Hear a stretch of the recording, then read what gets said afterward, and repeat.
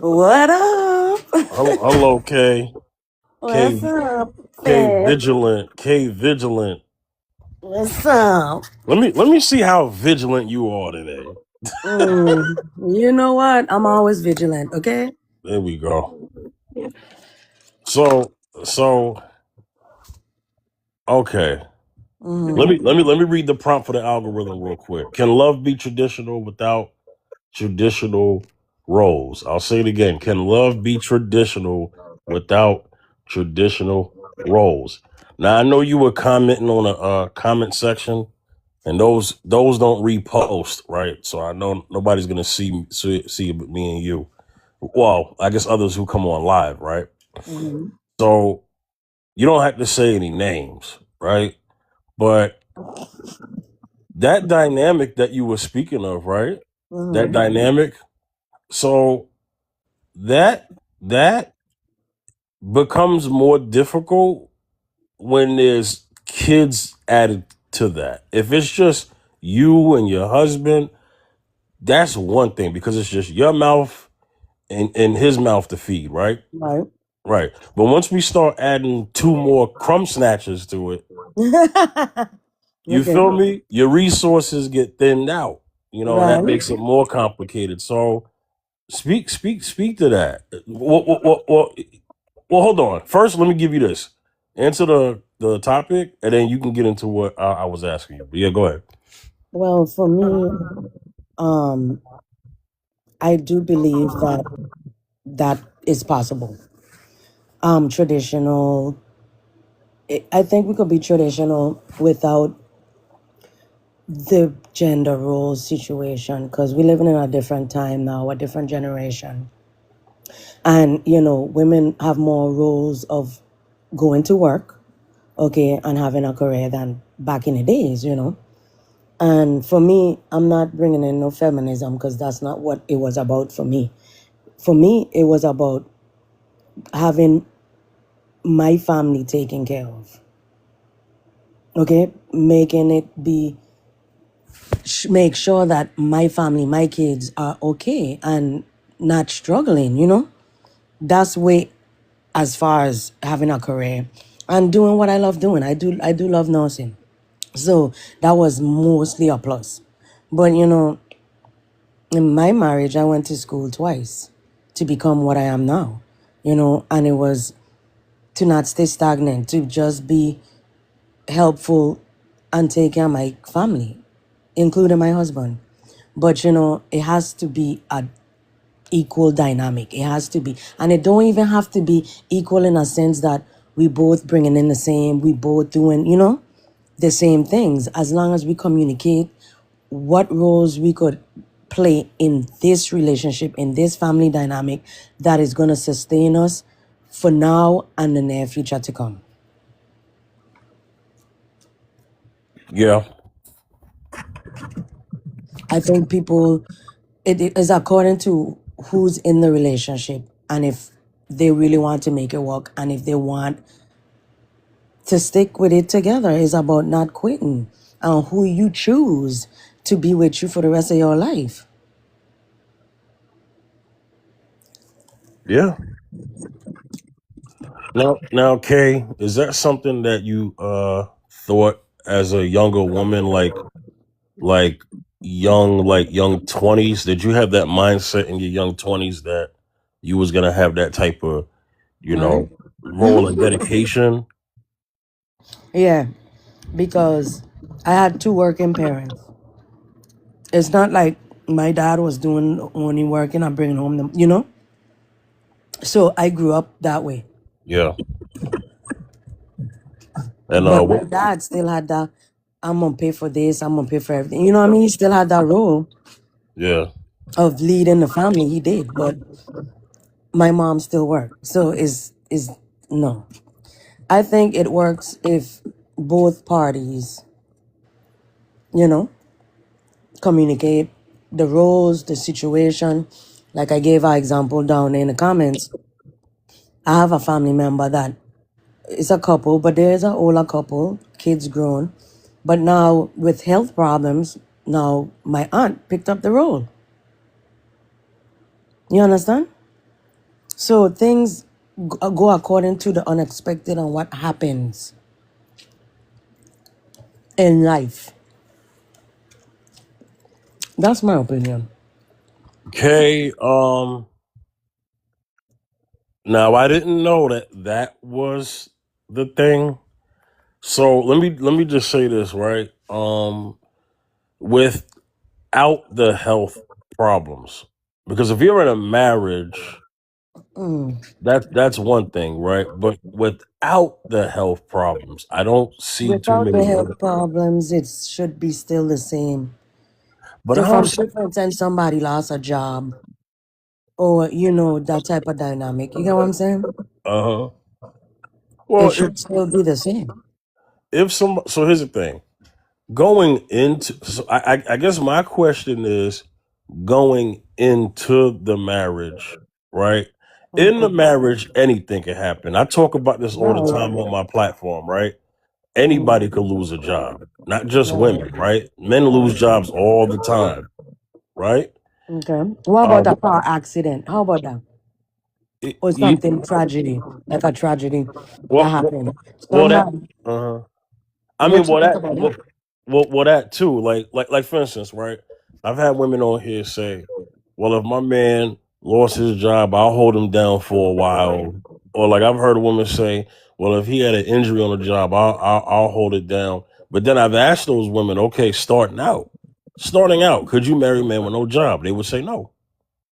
So I guess that's the point that I'm making. Like that won't usually happen, and I'm not like mad at that, right? But what I'm saying is, women typically are not signing up to marry a man who's unemployed.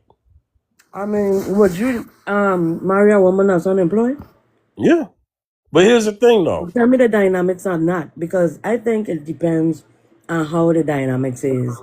What happened when y'all first met, the situation, because um it is a lot to intake with all of it. In this day and age, we need finances to survive. So Uh, I'm trying to figure out how you surviving without no job. Why you up? While we doing this thing? Oh, before I met you, I'm trying to figure out what you doing. Because well, I'll tell you this, right? If you ask me would I marry a woman with no job, right? yeah, you said yeah. Yeah. So never been married, y'all know that, but I've dated girls with no jobs, right? Okay. So I've done that before. So here's the thing about the marriage part. Yes, I would marry a woman with no job, but this wife of mine can't just be like a slob. Okay. So that would be a quality that would pull me away from her. Not The because she doesn't job have a job. No, or no, the no, no, no. slob? No, listen. Yes, the slob.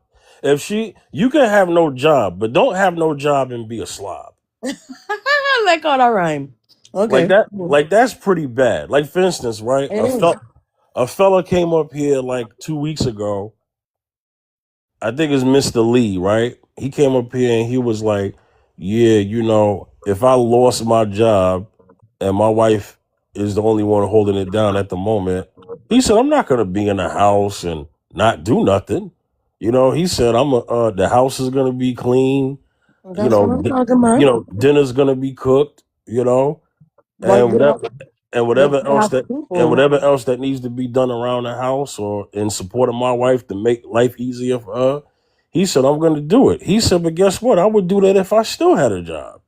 He said, so my right, role as a husband doesn't change just because I lost my job. right. That's So, what's up.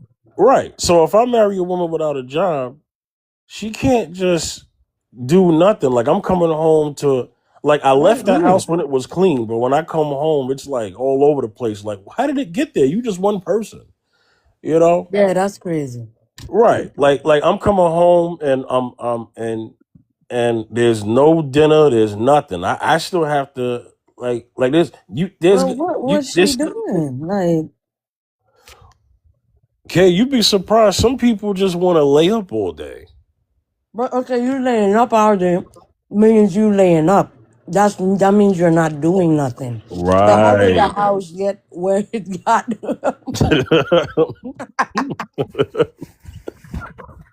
You know Yo, what I'm saying?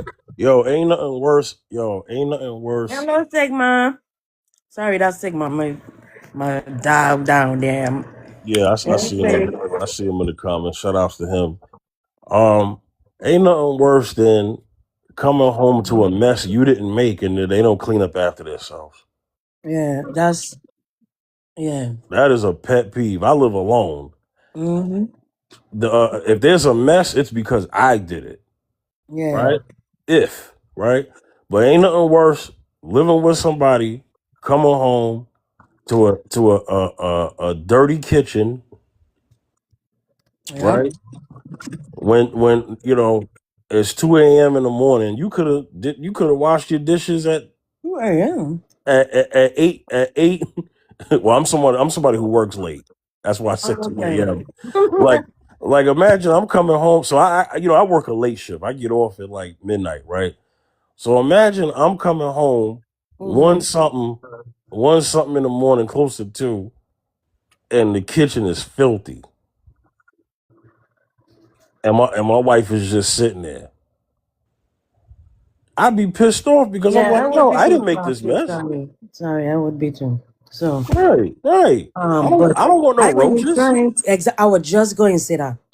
I ain't trying to get no creepy crawlers, okay? Yeah, I'm not with that. I am not with it. right. And look, let's just say I was the one who didn't work, right? And Mm-hmm. my wife came home to our house like that. She'll be upset too. Yeah. Especially if I'm looking at her like, now go ahead and Like, wash them dishes. She gonna be like, what? You been here all day? look, Listen. listen. Listen. I ain't got time for that. Yeah. But I learned, right? Since my divorce, I gotta see what's up with this person Yeah. before anything else. How you do things, how you roll, basically. So, and everybody can't keep up with being fake for too long. They're gonna show it. Mm-hmm. They're gonna show the true colors. And once that happen, then peace out. Yeah. Nah, for real. I ain't got time for that no more. Hello, I got somebody new coming up. How you doing, old man? I'm good. I got a question. Hey, Mm. before you ask the question, just make sure you don't curse up here, okay? Because I got Okay, I rules won't up here. curse. Can I ask All my right. question? Can you answer the prompt first? And then you can answer your question? Okay. It just helps the Um, algorithm. So can love be traditional without traditional roles? Go ahead. I don't know, but can I ask my question now? Go ahead. You got one strike against you. Go ahead. Can you spank me? See, man, this is what I'm talking about, man. Mm. Why is TikTok full of people like Pervert. that? You know what I'm saying? Like, why is TikTok full of, hey, you know what, ladies, ladies, ladies, forgive me. I'm Y'all were sorry. right. Some of these guys, if not most of them, they're not mature. You see what I'm saying? I get it. They're not mature, and the dating game is very hard for y'all. And I'm it's sad. I wish there were more people like. I wish there were more honorable guys out there that make us all look good. But Hey, soul, baby. when people come up here talking like that, that's just Right. crazy. Hey, so how you doing? Hey, Hey, Steph. soul. Hey, Casey, beautiful girl. How are My you? love. Good. How you Oh, doing? I'm good, my darling. I'm good. Fifth, how you doing? I'm good. I just had to He got collect some mad myself crazy. from a guy who came up here I and he just heard. yeah come on, man, like what are we That's just doing? embarrassing. And actually, it's It embarrassing is. for him. What an embarrassment he is. He Really. don't care. That's why That he was did just it.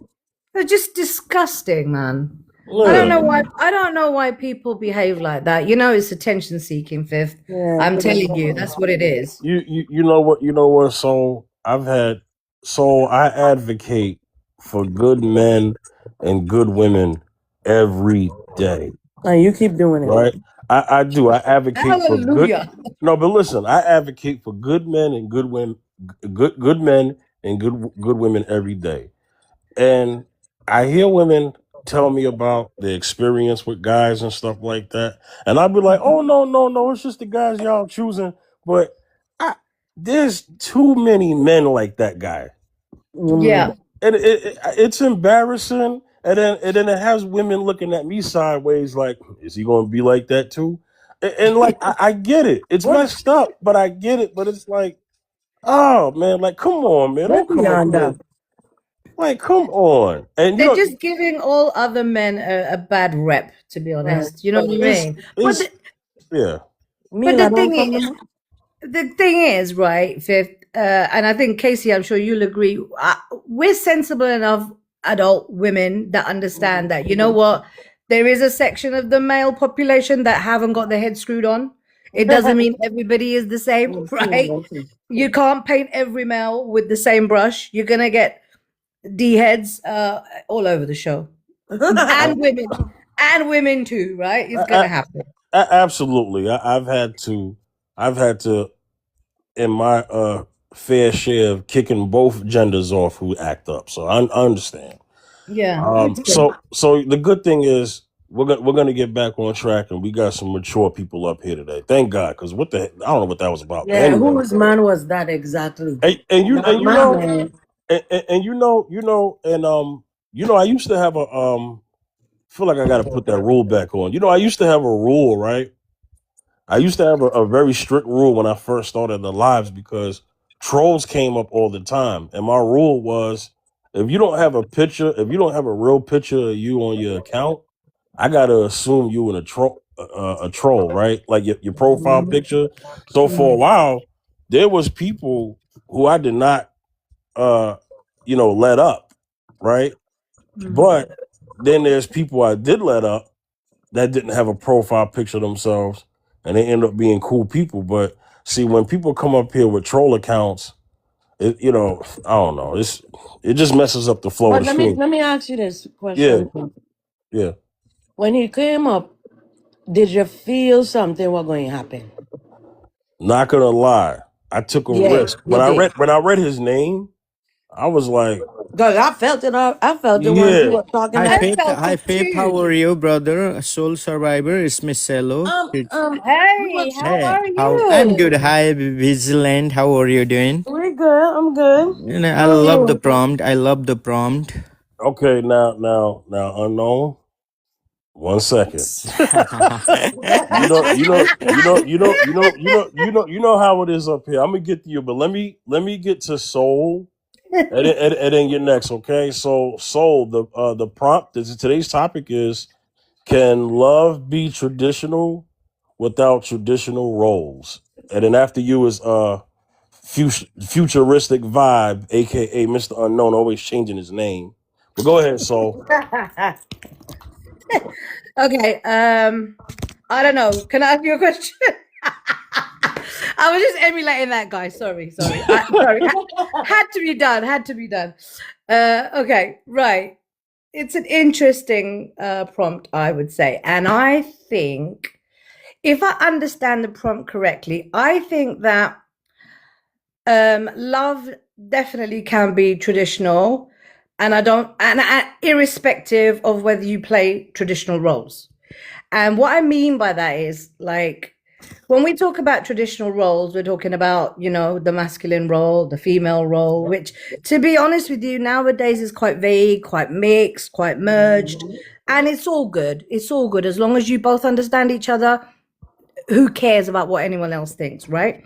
So it doesn't matter the roles or the traditional roles or non-traditional roles that you play at all. I don't think it would impact a traditional love. Like, for example, I'm a proper romantic person, right? And I would love to meet somebody that's on my romance vibe, that has the traditional values of opening the door for me, pulling out my chair, all that old school chivalry. I love it. Right. So I think those things, it can exist traditionally, and regardless of the kind of roles that you play in your day-to-day life. So I think that there can be a distinction. Yeah, one. I don't think it's dependent on the roles that you play, because life has moved on so much. Not many people have that stereotypical view anymore of a man and a woman and their roles. It's all mishmash in it, and it's all good. It is what it is. But I don't think it can take away from traditional love. Like, you watch a movie together, a love story movie together, and you're sitting eating popcorn, and, you're doing your normal traditional love little things. Even the things like gestures, little gestures, all of that stuff can still exist, right? Regardless of what role you play. So yeah, that's probably where I would come from. All right, I can rock with that. Well said. Well said. Futuristic, futuristic vibe. No, Can love be traditional without traditional roles? Go ahead, brother. love is always dynamics and it evolves. But traditional love can't really be traditional without traditional roles. In love, there are also a limitation and boundaries. And we have to ask ourselves, what kind of love do we want and who do we want to share it with? Traditional love always has rituals and cultural framework that might gonna comes along with the religion too, right? And that along gonna come with the religion too. Traditional love always has a set limitation. There are specific limitations. I mean, there are specific standards such as rituals, culture, a tradition, probably a religion too. And that needs to be balanced and that needs to be reciprocated between two partners. So traditional love cannot be traditional without traditional rules and regulation. For example, if I belong to Hindu, right? Let's say, for example, I belong to Hinduism, and the partner that I am dating right now probably be a Christian or other religions, right? As long as I reciprocate with her, as long as I have a sense of empathy to feel her, and as long as she has a sense of empathy to feel me, despite our differences in a religion, that means we probably gonna find some common ground to keep that love keep going. Yeah, there are specific sets of irrespective of who we are, we need to find a common ground, and to find that common ground, a traditional love should have a traditional roles. Would be my point in this discussions. Thank you, and I'm done speaking. I hope it makes sense to you all. It makes sense. Yeah. Anybody else have anything to add to that? I agree, because they have some couples that get together and they don't have the same religion, but the love is there. Okay, the love is there, and regardless if that love is maintained, communication and common ground, like futuristic and said, and wanting the same things, the same page on the majority of what life brings, and kids, no kids, it'll be good. And for me, if I in a different religion with somebody else, God will always be my head. Okay, because I make decisions based on him. At the same time, that person gotta understand that God is my head, and I gotta understand his situation. And if we can't be on the same page, then we just gotta go our separate ways. I think, what, I agree, like Case, with what Case is saying to a certain degree, and with what Futuristic is saying to a certain degree. But when we're talking about traditional roles, I was kind of thinking of not so much the religion aspect, but if we touch on the religion aspect, let me tell you something. I have never been with a guy that's the same religion as me. Never. And I don't know why. It's not a conscious decision. It's just that I've never met anybody within my own culture that I've clicked with, not because they don't exist or that, they're not good guys. It's just I've not come across people. I've probably my circle of people that I know come from all faiths, and I don't look at religion as a criteria. I look at you as a human being. Like, who are you as a person, So right? I got your point, but when it comes to the traditions, there are so many components that comes along the way, such as your ritual, your culture, your family background, the way you grew up in a family, your schools of thoughts, and that Yeah, probably gonna comes with the religion too. yeah. But Religion. the thing is, but you Yeah, know what? yeah. Futuristic. The thing is, I think to myself, look, at the end of the day, religion defines your faith in your Almighty, right? And everybody will have their own relationship with the Almighty. If you can get on with the human being that's not the same faith as you, right? And you have a common understanding of day-to-day things like life and, and the biggest thing is respecting each other and respecting each other's religion. And as long as you're able to do that, your relationship will be amazing. It doesn't mean that just being, do you know what I mean? So religion is very important. Don't get me wrong. It's Right. very important.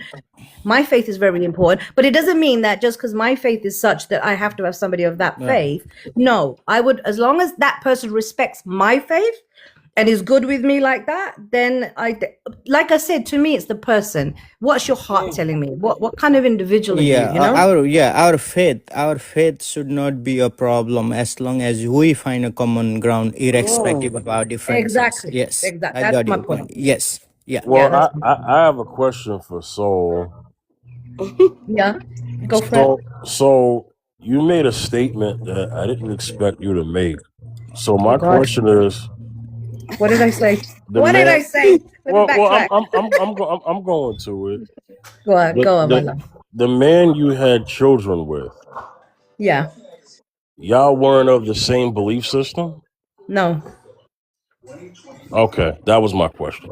Okay. Yeah. No. He We was a got completely. that He was straight. when you say belief system, I would say religion, right? Yeah. So belief system was probably the same in terms of our morals were the same. Spiritual belief system, yes. I'm talking Spiritual. about. Yeah. Yeah. That was the same. Just the religious system wasn't the same. The religious communities that we belong to weren't the same. So are you able to share what he was? Yeah, sure. Listen, I'm an open book. I wear my heart on my sleeve. So yeah. See? So so basically, I grew up as a Hindu, right? So I grew up as a Hindu. My first true love was a Sikh guy. So he was Punjabi. I was with him for 10 years. We didn't end up marrying. Unfortunately, it didn't go down that way, which I thought it would have, but it didn't. And then eventually I ended up marrying a Muslim guy. So he was Muslim. I was Hindu at the time. So it was different, and as I said, the first person that I really fell in love with was a Sikh guy. So a Punjabi guy, completely different. Our religious belief systems are completely different. Having said that, I am now a revert to Islam. So I am Muslim myself now, not because of him. This is a journey I've been on since I was a teenager, where I finally got to my place now, and I'm happy and content with where I am religiously. But I do believe that my religion, and I believe it for everyone, I would say this, that, your religion is your connection with the Almighty, right? That is between you and your Almighty. And you should never force that on someone else, and someone else should never make you turn against what you have found in your heart in terms of your religious beliefs, right? So stay right there. You married a man of the Islamic beliefs, right? Yes. You reverted to being of that belief after the divorce? Okay. No, not after the divorce. It was probably, I would say, about the last 4 years of our marriage, maybe. I'm Okay. divorced now. We're not together now. I am divorced now. Yeah, Um, I know yeah. you told me you would do. Okay. Yeah. Yeah. Right. So I would say So the last 4 years of my marriage, it really came to hit me. Yeah, that this so is what so I believe. so the last 4 years. My question is, did your marriage to him have influence, or at least a piece of influence, of you coming back? That's a very, very good question. And it's a question that a lot of people say to me is that, did you, through your marriage, is that why you reverted? And my answer to Well, that not is that, 100% why, but I'm just saying uh, influence. I mean, even if yeah, it's 5%. Yeah, go ahead. yeah, yeah. The influence, you know what the influence was? It was me going to him and saying, tell me about this. Teach me this. So he was like a bit of a teacher for me. He never imposed it on me. It was me going to him because I know he knew the religion more than I did. I was doing my own individual research into it anyway, right? From when I was, as I told you, from when I was 13, I had this absolute fascination with Islam, right? So, because he was a Muslim, he would be able to answer some of the questions that I had. So he wasn't so much an influence. He was a good teacher for me in a journey that I was already on. If that makes How sense. did you guys end up this relationship, since you have such a good cordial hospitality in irrespective of your differences in a religion? You know what happened? Mm-hmm. Kids happened, right? Kids happen and life changes and Oh, roles and wow. you know, we talk about roles and responsibilities. I was the Exactly right now. breadwinner. I was the one that was the breadwinner. He was the stay-at-home dad. And can you imagine the level of frustration that this man had? He had a lot. And it just erupted and the relationship became very toxic. And I was like, nah, I'm not sitting in an abusive relationship. I'm sorry, bro. I'm too strong for that. I'm going. It took me years to leave, but it turned very, very toxic after the But you kids know, came. and But it you happened. know, Vigilant, most of the relationship that I have had in the past were all from different culture, and our differences in culture, religion has never been a problem in my relationship. It could be if I had married with them or if I had been with them for a long period of time, probably the religion and culture may gonna come along the way, right? But most of the relationship that I have had with the women in the past were all from different culture, tradition, religion, different background, and it has never been a problem. Yeah, It but could, yeah, that was never a problem for No, me. That yeah, was yeah. not the problem we had, you know? The it's so problem was funny different. how His kids. mindset was changed a It's lot. so funny how kids being brought in a dynamic can change things drastically, and sometimes for the worse. And it's sad to me. It's sad because these kids were not asked to be brought into this world. 100%. It's sad. It's sad on the kids, but you know what? Sometimes, Casey, what happens is you stay with somebody for the sake of the children, and then one day you look at those children and you think, you're not happy. You're the ones that are struggling more than I am. I did it for my children more than I did it for me. Right. Do you know what I mean? And now you look at my kids, they are flourishing. They are amazing, beautiful girls that are strong like their mother. And, Right. you know, they've got, they're not living in a toxic environment, because there is nothing worse than that on Then children. going, yeah, So the right. kids were a major problem in your relationship then. It wasn't the kids being the major problem. It was the attitude of my partner when the Yeah. children came along, Right, right? right, Yes. right. Yeah. It changed. So And yeah, I feel, this is what I notice. In some cases, I notice the male figure don't like, or probably, I don't know what word to choose, but has a issue with you putting the kids first before them. But Yeah. you're a dynamic with a newborn infant or a baby, or say for instance a 10-year-old. I'm putting my kids first. Okay? And you should have that same mentality too. 100. So okay. Soul, are you there? Yeah. So I hate to do this. I hate to do this, and please don't take it like I'm coming at you. But No, it's you fine. you said something I can't just speed past, and for the sake of the show, I do have to get to it. You mentioned him being a stay-at-home dad. Yeah. Can you describe what that was? Yeah. Okay. So basically, as I said, we came to a situation where children were involved, and it was a case of like, okay, one of us needs to be at home. One of us needs to be doing the baby care, the taking care of the kids, right? I would have loved to have done that role, by the way. Trust me, I would have loved to have been the one to have done that because I would have enjoyed it. But we looked at financially what makes sense because we still needed to run the house, right? We both couldn't go and leave the children, newborns, I'm talking, right? Like young. We couldn't do it, both of us. So one of us had to, and I was the one that was earning more money. So I was the one that was the breadwinner, essentially. And I had always been, honestly speaking, throughout the marriage. So it made sense for me to continue on and for him to do stuff from home, like work from home kind of thing. He's a musician, right? He's a music producer, my ex-husband, my girl's dad. Amazing music producer, by the way, very well known. But anyway, so he started to do a lot. So he was working from home anyways, but it obviously meant that he would have to put some of that work aside because the children were there. So a stay-at-home dad, fifth, for me was the person that was going to be there to do the breakfast, to get them ready, to be with them until I got home, basically.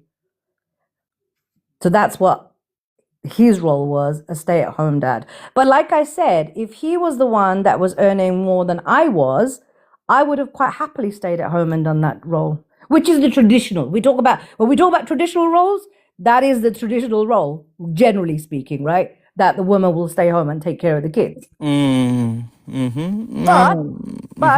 But we do live in a kind of, what can I say, a diverse world, maybe? Is that the right word? I don't know. A more modern world where sometimes guys are quite happy. I mean, I was talking to someone on a platform, I don't know, some time ago. And when I was talking, and we were talking about something, similar thing. And he was like, so if I had been married to you, I would have been so happy to have stayed home. So it depends on the individual, it depends on the man or the woman. I would have been happy to stay home. I would have much rather done that than gone to work. But Soul, for me, it's not about making who is making more and who is making less. It's about how we set our set goal in a relationship does matter. If a woman make more than a man, still the woman can stay with the kids and the man can work outside. It's about finding I don't know setting a about that. set goal, right? You got to pay bills. Listen, on a practical level, he was earning nothing near what I was earning. On his salary, we wouldn't have been able to afford to live where we were living. Do you see what I mean? Yeah, If it was a little bit less, hell yeah, we'd take a jump. But it wasn't like that. Futuristic. It wasn't like that. So what is the most important things in a relationship for me is the shared values, shared goal, shared values that transcend the relationship for a long term, irrespective of our differences. But these days, the youngsters, the young couples, they compare and they contrast, materialistic things in a relationship, and that turn the situation into the chaos. And this please don't think I'm like that because I am not materialistic at all. My situation was purely down to practicalities, and the fact is, if I didn't go to work and it was him earning the money, we would be living in a shed, and we couldn't do that with children, So it was much more on a practical level. I've never been materialistic. Like we didn't own a mansion. I don't have a thing about that. Right now, I live on my own. I don't have anybody. I was doing pretty much what I was doing in the marriage. I'm doing on my own right now. Yeah. But I have a cutesy little house, right? And I have a car that gets me to where I need to go. I am so happy, alhamdulillah, that I've got what I've got. And I'm so grateful for what I have. So I'm definitely not a materialistic person, but on a practical level, at that time in my life, it was the right decision. So I have a question. Looks like it's just me and you up here right now. Okay. So Soul, this will probably be the last question I have because I don't want to feel like I'm badgering anybody. Oh, don't be silly. I know you, Fifth. It's cool. I don't mind. Okay. So he had employment before you two got married, right? Yeah. So his employment was sufficient or insufficient for the both of y'all at the time? Okay, now that's a really good question. Really good question, Fifth, because this is what I was trying to explain to Futuristic, that I'm not a materialistic person, right? Even if he wasn't well employed or anything, the fact of the matter was I loved him, Yeah. right? I loved him, and it didn't matter. It didn't matter at all whether I earned this much, he earned none of that mattered. My whole thing at that point was, look, I love this guy. I would do anything for him. And so what if it means that I'm the one that's working, I'm the one that's earning more? What, it didn't matter to me because I loved him. Right? So that was never even a consideration when we got married at all. Do you understand my point? Oh, okay. So the reason why I asked that is because now I have to speak in general. I'm gonna take it off you, right? I want to make sure I make that disclaimer. Yeah. I had a conversation with Kay when she came up, and I said, Kay, I don't think women in general, ideally, want to marry men going into the marriage of him being unemployed. That's Yeah. one part. Now, here's the part I'm gonna add. Employed but underpaid. I don't think women want that either. Okay? So, like for instance, right? You in the UK, I'm in America, so it's this is a similar metaphor I can mention. Go on. How many grown women are willing to marry a man who works at a fast food restaurant? I don't think many, unless she works at that too. But even then, there are women who earn. I'm gonna give you an example. So watch this. Go on. There are women who make less than I make, right? I won't say what I make on here because I don't believe in doing that. Right. But there are women who make less than I make, and guess what? They will tell me I don't earn enough for them. Yeah. Not all. But I'm just saying, even the woman who has a job who's underpaid, she still wants a man with a certain level of income. Yeah. The thing is, look, the way I look at it, right? I think it's and take it for what it is, what I'm about to say, right? I think that when you're younger, right? When you're younger, you don't think about, and when you're younger and in love, okay, you go into it with rose-colored glasses, okay? Everything's going to be fine.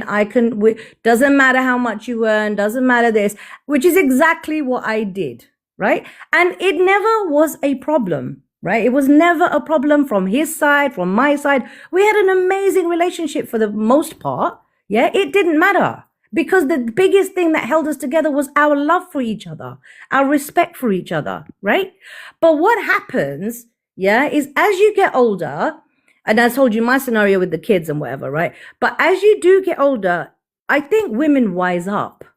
Like, for example, the situation I'm in now, I question my younger self, and I think to myself, why did I not consider that? You know, that, oh my gosh, he's not earning. I mean, the thing is, I'm not saying that he needs to match my earnings or anything, but he was nowhere near Fifth. He probably couldn't survive on his own. Do you know what I mean? It was that kind of scenario. So I do sit here and think to myself and ask my younger self that how comes that wasn't an issue? Like, how comes I didn't think about it? But I know the answer to that question is because I was in love with the guy and none of that stuff mattered. And to me, I felt like, as we get together, our relationship will grow, our achievements, our career aspirations, etc., will grow, right? That was my thinking. But as I sit here today, I'll be honest, and one of the first advice that I would definitely give to women nowadays is to say, because I know that, love is brilliant, but love doesn't feed you. Yeah, love doesn't feed you. And when you have problems in your life, a lot of those problems will come down to money, right? Because the practicality of this world, unfortunately, is that we need to be able to pay our bills. So my big now, if I was to meet somebody, I would love to have somebody that was able to allow me to take a back seat now. You know, I've done it for so many years. It would be amazing if I did. It's not a criteria for me though, right? If I met somebody and I fell in love with them again, say, and they weren't earning a great amount of money, it wouldn't matter to me because I'm self-sufficient anyway. But as long as they have aspirations, they're not a bum, you know, someone that's just going to sit on the sofa and watch TV all day, no aspirations, no goals, you know, that kind of thing just doesn't work. But I would definitely say to women nowadays that do think of these things, do have that in your mind. They don't have to be. I don't like women. I don't agree with the women that are like, well, you need to be earning double what I earn, or you need to, you know, no. That they are money hungry gold diggers that just want to sit home and do nothing. Okay. And that's not a good thing. So it's not a good thing either way, girl, female or male. But to be able to have some sort of stability between you both, yeah, where you can see that, okay, this can work, then go for it. But do keep it in your mind, because I think love is amazing. And you know, you see things in rose-colored glasses and you'd be like, I could do anything for you. Like, we could live in a shed. And trust me, I would have been happy living in a 1-bedroom bedsit with the guy, because we loved each other and he was the same. But when life happens, when children happen, you know, when things like that happen, then you have to be realistic and practical. So always try and start off on the right foot is what I would say. But I hear you, Fifth, where where you're talking about women that would want a guy that can earn this and earn that. Hey, they are that's not a good place to be in when you've got somebody demanding stuff like that, because that means they're just looking at the dollar signs. They're looking at you as money. They're not looking at you as a person. Your heart, you know, what do you bring to the table besides the money? Right. If that makes sense. Understood. Let me get Dr. Love in the conversation. Dr. Love, Hey, Dr. Love. Hi, guys. Hey, interesting topic for today. Can love be traditional without traditional roles? You have the floor. Well, Fifth, I'd like to know what you mean by traditional love. What is traditional love? Guess what? You've been. Let's just put it like this, right? It's gonna be whatever you have thought of or maybe experienced, right? But if we want to get textbook with it, please do. The traditional role that we see in society is, you know, the man being the man, the masculine, you know, figure, I know what a traditional role is. It's the traditional love I don't understand. Right. I'm building to it. Okay. Yeah. So the man being the head of the household, the woman being the vice president of that household, right? That's a better word to use, right? So the man's the president, the woman's the vice president, right? That's still a very important role, right? Because if something happens to the president, who's next to step up? The vice president, right? So as far as the love part goes, it's they can still fall in love without that traditional role, in terms of the man gotta be the sole provider, the woman being the caretaker. So there are, let's put it like this, people have their conditions, right? Right. They have their conditions. Some would say the love came because of the conditions. A woman will say, hey, you know, because of the type of man that he was and what he was to provide to the relationship, that's why I fell in love with him. And same thing with the man. The man could say, hey, the things that she has been traditional in her role were one of the reasons why I fell in love with her. So the love part is the love part. But can that love part still be there if the roles are not traditional? Go ahead, Dr. Love. So, love, in my opinion, doesn't see race, doesn't see color, doesn't see wealth, doesn't see poverty. It doesn't see anything. Love is love. It's It's on a basis of its own. I don't believe it looks at someone and says, oh, he earns 6 figures, I'm going to fall in love with this one. And I don't think it looks at someone and thinks, oh my God, he doesn't have a pot to pee in, I'm not going to fall in love with this one. We do make choices which may influence our decisions. So we may choose not to go with someone who is not on a he's not financially stable in any shape or form. And that will be a choice. Love comes way after. Love isn't something that happens immediately. Love happens over time. In my opinion, happens with action. So that would take time. So that's the first thing, in my opinion. That is what love is. Love, point 2, love alone cannot sustain a relationship. We need to get real.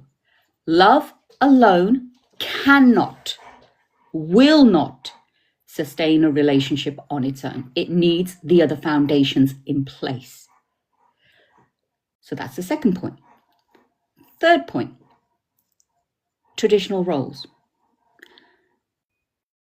This is a personal preference for different people. Some people prefer traditional roles. Some people prefer more modern, 50-50. You do this, I'll do that. Let's just kind of figure it out. So that comes down to preference, trauma, and survival skills, the other part. Point number 4, if we look at historically how men and women have survived over hundreds of years and centuries, it was in roles and it worked. Some people said, but there was no love. There was only labor. Us women got a little bit like we were being treated like doormats. But then there are those traditional roles that also worked, where the couples were happy, fulfilled. Were they in love? Only God knows, but it worked. So that's the other point. Again, it comes down to personal preference. So biologically, we are designed, in my opinion, to be a certain way. A man's instinct and a woman's nurturing. That is who we are. You cannot separate that. And this is where the confusion comes, because in today's society, we are, well, I don't need a man to do anything. I can survive without a woman. No, you can't, mate. It is what it is. Connection is important. Without connection, most people don't survive. Not happily. They may have shorter lifespans, all sorts of things, health conditions. So, and also being in a wrong relationship can also bring you health conditions. So I'm not saying, go for a relationship that's absolutely destroying your soul, because that's also not healthy. So my opinion comes very differently, in the sense where love is on its own, but it cannot survive. And traditional roles have a place in society, and I think they've changed over years because of trauma, survival skills, and fear, which has made people more, well, I'm going this kind of relationship. And something you guys were talking about early, which was a situation. I hear a lot of different perspectives of men, women, children, teenagers, and so forth, right?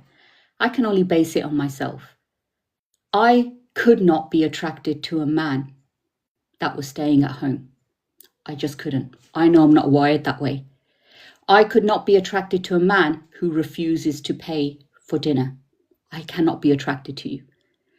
I cannot be attracted to a man who's going to sit on the couch. I cannot be attracted to a man who's going to be playing games all day long. I cannot be attracted to a man whose only mission is to DOS. No greatness, no community work, no saving the world, no doing something. Because to me, now what you're representing is very confusing, because I am wired a certain way and I understand who I am. Therefore, those things wouldn't appeal to me. So I think it's interesting. And it was interesting what Sol was saying. It's totally relatable, totally get where she was coming from. You got one person who's earning a lot more than the other. You still got bills to pay. You got circumstances. And I can imagine as a mother, that's one of the hardest things to do, which is not to be at home with your babies. And, even if it's your partner, of course, that's dad. And it's the safest place to be. But as a new mom, it's hard. It's very hard. And I remember being in the same situation when she was speaking, I was relating, right? Because I remember being in a similar situation with my ex-husband when we had our babies. Same thing, had the babies. He was always the main earner. Well, we both kind of earned the same, but I let him think he was the main earner, right? So that was his thing. And I remember we got to a situation where I had the children, and either I worked because expenses are hard, you need 2 salaries nowadays, one isn't enough. And we made a decision. I did go back to help, but I couldn't do it because I needed to be at home. I needed to be with my babies because I waited some time before I had my babies. And we had to make a very tough decision. We downsized. He went out to work. I stayed at home. And that's not putting anyone, or saying anything. That was just a personal choice, because I know if he'd stayed at home, even though I earned more, I would have lost respect for him. And I wouldn't have been able to have stayed with him. So that's just a little bit about what I've got to say, and I'll land there. Okay.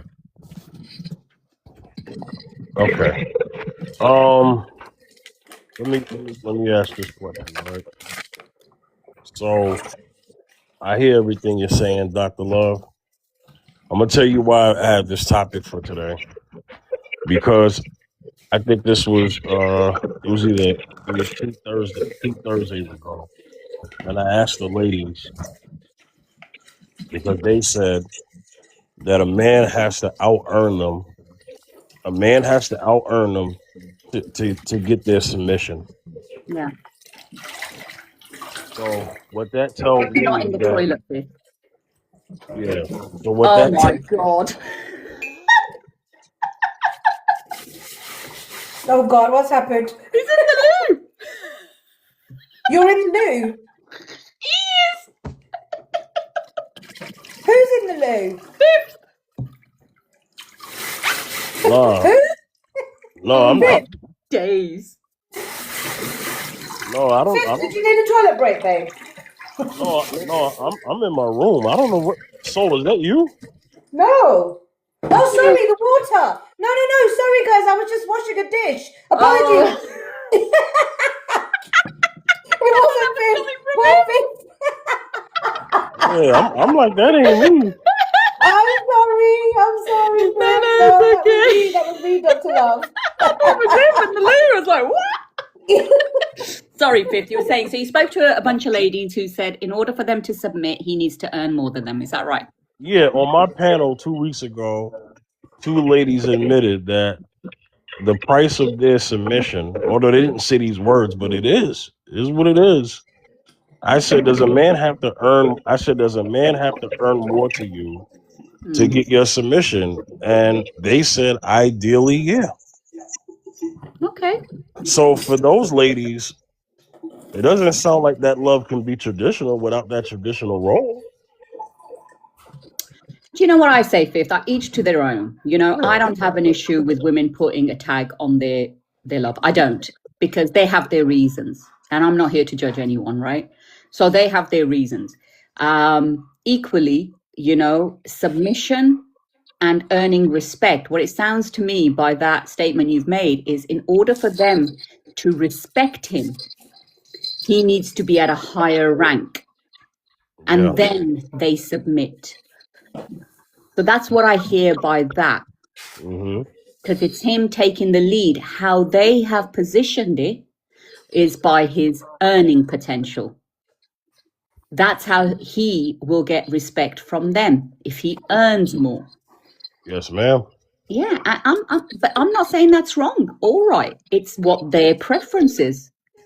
Some women might say. My question on that, though, would be, if you really truly love somebody, how can something like that be a criteria or a measurement? When you love somebody from your heart, truly. But they're not in love yet, Soul. They're not in love. This is their requirement when they're looking. Love comes later, right? Okay. But So they're we're not in talking love. about. Yeah. Okay, we're talking about early, like when you meet Of course. somebody. Yeah, they're like, we want 6 figures, otherwise we're not dating you. They're not in I'm love with you. with him Okay. yet. Okay, I'm with you. That makes sense. It Yeah, didn't make sense the otherwise to me. preference. Yeah, okay.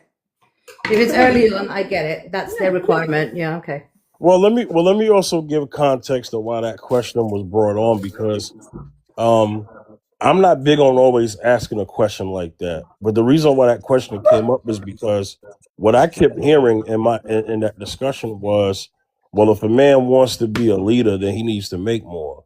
Well, if a man wants to be this in his marriage, he needs to earn this. Or, well, he needs this to get that, or he needs this to get that. I'm like, okay, well, then what you're saying is that there's a price, although you're not saying there is, but there's a price on him even being the head of the household, and you even respecting him as one, if that's what you want. Like, the reason why I had to ask it that way is because I've had many women come on this panel, and it's no disrespect to any women when I say this, but the men are not talking like this, so this is why I have to say the women who have come up, right? Not all, but some. But Fifth, how Some, is some that of them, different? But how is that different to when a man says she must be able to cook, she must feed us, she must keep the house clean, she must be a size 12? How is that any different? well, let me get to that, right? Okay. I don't worry, I'm gonna get to all of that. So let me go to the money part, right? So women will, for some of the women who have come up here, they'll say that they want a man to lead them, right? And I asked them, okay, what does that look like? And the first thing that pops up is the money. Okay, fine. And I always ask, what about the character? How come y'all don't ever mention anything internally? Like, y'all never mention the intangibles. Never. Right? You always go to what the man has. And I've always asked this other question. What if the man loses his job? Are you staying or are you going? And these women will say, well, I'm going to stay. I don't believe that. The thing is, I think, look, in my opinion, right, I think that when women talk like that they would prefer somebody that had a decent job and all of that. You know what that comes down to for women? It's security, right? Women want to feel secure.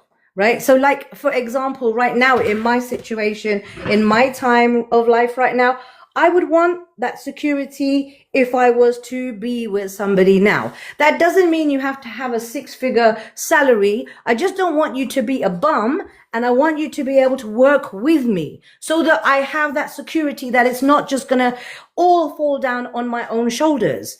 So I think women do that because they want to have a certain amount of security. Well, I mean, that's clearly understood, right? So then do you understand the man's plight when he basically says, well, if I'm going to get married and if something unfortunate happens in my life where I lose, where I don't have my wife anymore, then why should I even get married?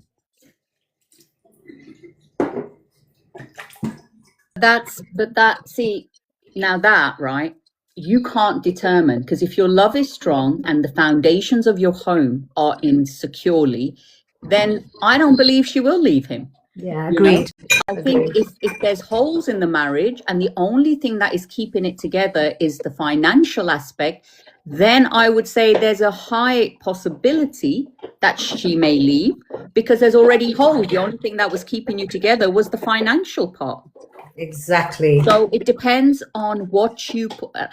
It depends. It takes two people to have a relationship, right? One person can't carry the relationship for too long. At some point, it's going to collapse. It takes two people. And this is where I say, if men understood their role, if women understood their role, we would be a happier nation. But because we are all confused.com and we don't understand this very simple mathematics, and men being okay with, listen, I am the provider, I am going to protect and keep this woman safe. That is my job. How I do it, umpteen ways. And a woman understands that this is my man. I'm going to nurture him and make sure I am his peace and I bring peace into our home. Bingo! What a beautiful relationship you'll have. Well, you know what? I'm glad you said that, and I'm gonna get to Brenda in just a second. Hold tight, okay? So I'm glad you said that, right? Um, and I understand what you meant about earlier. Women typically are having their criterias when they're trying to find a man, not so much when they're in the relationship, right? So I understand that. Now, Dr. Love, I want to get to your flip side of the conversation. You said, what about the men who say, if the woman doesn't cook, clean, or is a certain dress size, that could be a problem, right? Dr. Love, what did you say? Bring that up again. What I said, how is it any different when men have different preferences? And men will quite openly say what their preferences are, as a woman has said what her preferences are. Okay. So men and women can have their preferences, but here's the question that the men would have to answer, right? If a woman would have came up on my panel and said, what if your wife... Oh, actually, I did do this. Okay, I asked the fellas about the whole bedroom thing, right? What if your wife, pulls back, intercourse with you in a marriage? I have to codify it because it's TikTok language, right? I said, what if the intercourse is gone? They said, well, there's a problem, and then that's something that needs to be talked about, because why is it that the intercourse wasn't an issue in the first 5 years of our marriage, but now all of a sudden we're in the 6th year and she doesn't want to have intercourse anymore like she used to or at all? That would have to be something that we'd have to talk about, And ladies on the panel said, well, there are many reasons why a woman would not want to have intercourse with her husband, right? Correct. And then I said to them, well, what if your husband decided that he didn't want to pay a bill no more? Those women said the marriage is over. So I said, so then is it fair if the husband ends the marriage because you no longer want to have intercourse with him? They said that's not fair. I think that is fair. But it's just the double standard I was trying to understand. Like, why? No, I think it's fair, because I think you're both in a contract of a relationship, right? And if either one folds and it's not going the way it's meant to go, then you have to have a conversation. And if the conversation, like, say, for example, she's got a medical reason and she can't. Absolutely. You might be able to understand. You may then have an agreement. Look, we can't. How about, whatever the options are, right? You might have that agreement. If he can't pay the bill, you're going to have a conversation. Maybe I ain't say can't. I say he refuses.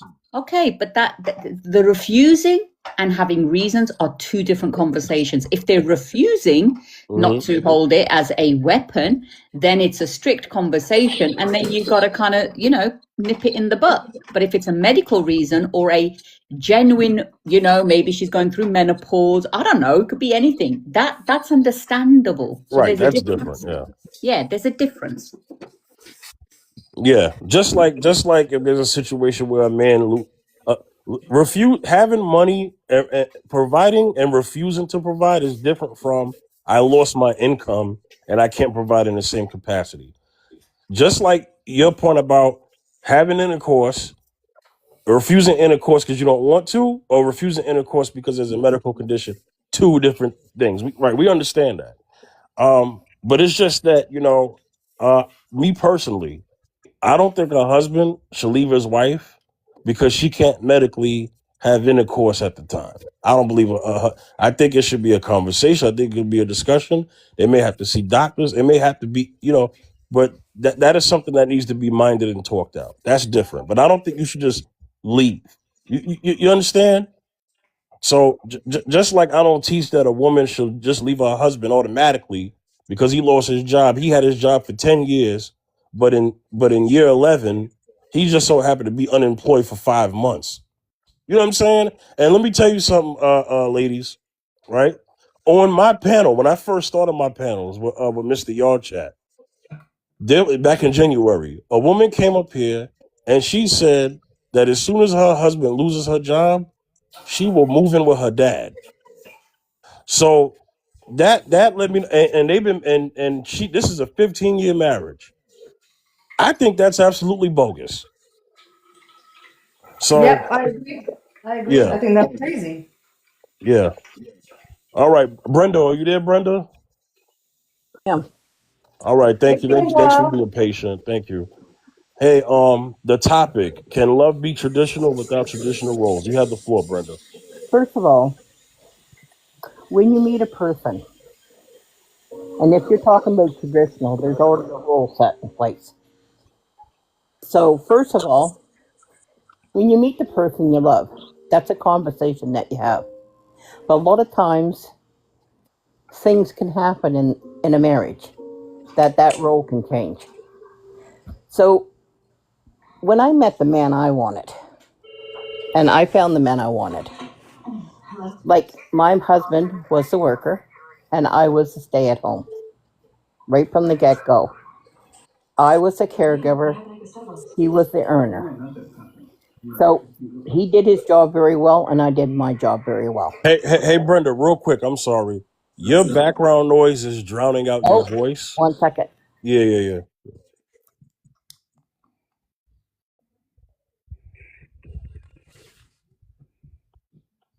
Okay, I wanted to give her time because I want people to know. I want people to hear what she's saying, and if it's drowning her out, that kind of hurts the integrity of the Okay. broadcast. You good, Brenda? Yep. So I met my husband. Well, first of all, when I was 13 years old, I already knew what I was looking for in a man. When I was 13, I know what I wanted. And I met that man when I was 21. And I wanted a man, like every woman wants, is a man to look after her. And like Soul said up there, it wasn't so much about income. It was to be with somebody. And I found him when I was 21 years old. My man is a good man. He was young, he was ambitious, and he was a hard worker. He worked in the woods, he worked hard all his life. He cared for us. He wanted a child. We got together, we planned our marriage, we planned our home. He built our home for us. He was a good man. We built our life together. He worked so hard. We had our child. Our child was a girl. And he helped me look after her. And he worked hard all his life. And then when he Take a deep breath, my darling. Take a deep breath, yeah? And only if you can, okay? Only if you can, continue. and my husband was our breadwinner in our family. And we weren't rich, but we had everything we wanted. He had our home, we had our child. And I couldn't have more than one. I had like a medical condition that I was lucky I got pregnant for her. But we were happy. And then my husband, he worked so hard, he had a stroke. So when my husband had a stroke, he ended up having a second stroke within 7 days in the hospital. So my husband lost his ability to walk. But he didn't lose his fire and his drive. So I did everything I could to get my husband home. When I got my husband home, he told me, he said, because my daughter then was growing up a little bit, he goes, I'm going to teach you girls how to look after yourself. Because when I'm not here, I want to make sure you girls can look after yourself. And he taught us everything, how to do construction, how to build stuff. He taught my daughter how to look after the car. Told us taught us everything, how to replace this and that. And then I stepped to the role to become the breadwinner. I went and got a different type of job to help bring up the income that he didn't have anymore. And he still helped us. He taught, he was there. He couldn't do a lot of things he could do before, but he had the knowledge because my husband was always a smart man, like knew how to do certain things that we didn't know as a girls. And then my husband went and got sick again, and he ended up in the hospital. And we always tried to look after each other. But I want to tell you something. When you find the right person, no matter what you do, you'll love that man. And that man will love you till the end of time. I don't know if I would call mine a traditional marriage, but he let me be the mother to my child. He was my breadwinner, and now I'm stepping up and looking after my part. And I'll be with him until the end, no matter what. That's my life with my man, and I'll be with him forever. Bless you, Brendan. But life is hard. But when I hear these young ladies speaking on the live, when a young girl is young, she don't know a lot about marriage and stuff like that. So you fall in love with a man because that's the man you want. And you, just like what Dr. Love said, you build your life together. You struggle together. You work hard together to bring a marriage, bring your family. And you work hard to stay together. There's a lot of trouble you're going to run into in the lifetime, and you just got to find a way to overcome it. Because no matter what, you chose each other. And there is you marry in the church. You said, which you're a prayer till death do you part. That's part of your vow to God and to your loved one. So a lot of people take that for what it is. But it's nice that if there's girls out there, I want to say there's ladies out there, they already know what they want. If they're looking for somebody that's stable, what's wrong with that? I think that's a blessing that the young girls already know what they want. And there's men out there that's looking for women that's what they want. They don't mind a woman that they can put money toward. That woman already knows what she wants. There's different women, there's different men. And there are men that's looking for women like that. And then there are men that's looking for a family and a loved one and to look after the children. So this world will always bring the right one to you.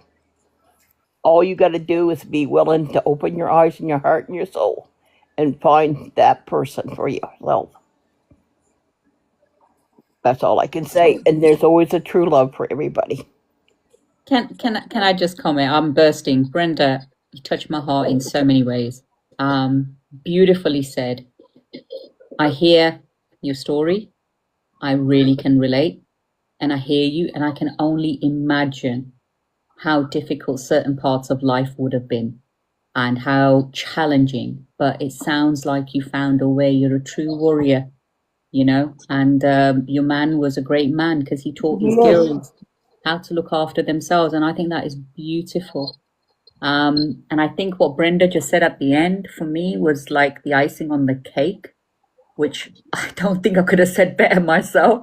But what she just said, there are women out there who are asking for what they want, which is their security, their future. And there is nothing wrong with that, because there are men out there that are still looking for women. They don't mind spending. They don't mind giving if they're going to get in exchange the nurturing, the love, and a home. They will. The only ones that have a problem with it are the stingy ones who have a bee in their bonnet, who've been traumatized because some ex took them down the courtroom, and they have a negative connotation towards providing for the woman you say you love, the woman you say you want to make smile, the woman that you want to spend your life with, and you are qualming over spending money on her or on your home. Only the men who have an issue are the ones, I believe, that have been traumatized and who, they can't level up to that. And therefore, they have to bring that person down. There is someone for everyone out there. You just need to find your match. Amen to that.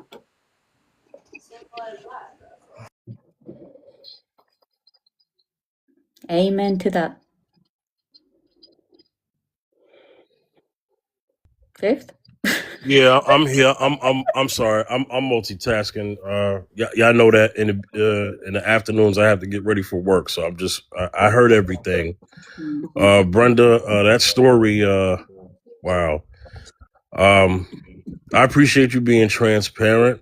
I do. You didn't have to, but I appreciate that. So so the thing is this, right? My topics come up for many different reasons. It could be because it could be many different reasons. It could be what's trending at the time. It could be because stuff kind of comes up in other topics that people will have certain conversations about. And then it encourages me to bring that topic up, for a particular show, right? And so that's what happens throughout the time. Or maybe somebody may shoot me an idea, and so Dr. Love, most men, contrary to what people believe and what's taught, most men want to do all of that, what you just said. Correct. But most men want a woman like Brenda to still be by their side if something bad happens. And she will. And what I'm saying is, men have to avoid the women who don't want to reciprocate that part. And that's what I'm saying is that I think a lot of women don't think what Brenda has been through. What Brenda has been through, today's modern women don't often think about that. They don't think. Do you know what, Fifth? I hear what you're saying, but you know what? Like I said earlier on, it's the foundations of your relationship. You have several foundations. If you keep those, both of you, it's not one person's responsibility. I'm not saying it's one-sided. And this is the fear. This is the fear that stops men, because they're thinking, hold on, I give her everything and this one's just going to leave me like the last one. That's an internal fear. If your foundations of love, because like I said before, love alone will not sustain a relationship. It can't. You need the other foundations. If those foundations are strong, I don't know many women that will leave you. They will stick by you, because a woman's love, Fifth, when she loves you, you are her everything. And I don't believe any woman will leave her man when the foundations of that home have been strong. And if he loses his job or loses his leg or loses a medical, will leave him. I do not believe that. Modern, old, whatever, look at the biomedics of how we are as human. It's just fear, trauma, and previous relationships that bring in the doubt. But if two people were fighters and they fought, you need someone with a similar mentality. If you've got like someone who's not a fighter, who's not going to fight for the love, who's just like, yeah, I've got options. Okay, one's come, second one's around the corner. If you've got that mentality, I wouldn't even say go there, because that mentality is not your ride or die. That mentality is not someone who's going to go the long haul. Get the character right. Get the character right, everything else will follow. I land. All right. I'm just going to add to that, actually, Fifth, because you know what I said to you at the beginning when I said to you, when you love somebody and you see everything in rose-colored glasses. If you can keep those rose-colored glasses on throughout, and that love is sustained, neither the man is going to leave or neither the woman is going to leave. It really does come down to exactly what Dr. Love said. If the foundation is correct, if you are totally in alignment when you have met and you have that love for each other, that sees you through years. Brenda's story is the example of that, right? And she's clearly shown that, look, regardless of what happened to her husband or anything, she's still there. Why? Because their foundations, the love, the respect, that the relationship that they grew together, it becomes your everything. So you wouldn't leave, you know? Yeah. Hey, Beyonda, you there? Yeah. Yeah, I saw you in the comments. You have a small window to talk today, so I'm gonna give the mic to you. Can love be traditional without traditional roles? Go ahead, Beyonda. No. Keep going. That's no. Because what is a tradition, right? I feel like we as a society today, we looked at what was traditional, I guess, and we like kind of like make our own stuff up now. Um, you know, traditional is passed down through generations, right? And it's established over a long period of time and whatnot, you know. And you know, when you get rid of what goes with it, which would be the traditional roles, then you don't really have the love that comes with it. They coincide. Now it's cool to make, you know, new ones, you know, and I'm sure that in current day, modern day dating, we as a society, you know, make our own, but it doesn't really exist anymore, you know. It's not really there. I mean, there are examples here and there, but you're never gonna find a traditional marriage like at all, because a lot of people are, you know, indulging in sexual immorality, which wasn't part of the traditional love. You know, people forget that men and women, you know, took oaths of chastity before marriage, before getting married. Granted, they get married like a month after, but still, that was part of it, and they would last a lot longer. So Exactly. I'll just say that. You know, it wasn't like men were sleeping around. I mean, sure, there were some bad apples, but overall, the orchard of men and women back then were still good, despite the fact that there were bad apples here and there. So, yeah, I'll just say that in regards to the prompt. Yeah. Let me ask you a question, Beyonda. Yeah. So I think you was on it. No, actually, you wasn't on the stream when it was said, but you was on that day 2 weeks ago. I won't say their names, but there were two women that I had talked to, and and they were talking about a man had to be. They deviated from the topic, right? As usual. As usual. There was a topic, right, and it went to, for some reason, men having to earn more and this, right? Like always, right? And the question that I asked was, hey, you know, they kept saying the man has to earn more if he wants to be the head of the household. And then they said that they were looking for a man to lead them. So then I would say, well, then, are you saying that a man has to earn a certain amount of money to get your submission? And not only did they say yes, but it has to be more than them, right? So, and I said they were saying that I had a problem with it. I said, no, it's not that I got a problem with what you're saying. It's just that the goalposts would get moved every time. So, for instance, if a man is with a woman and he starts making 100K, she's making 80K, but somehow, and this is supposed to be a blessing if you're in a marriage, right? She gets a raise, and now she makes 100K as well.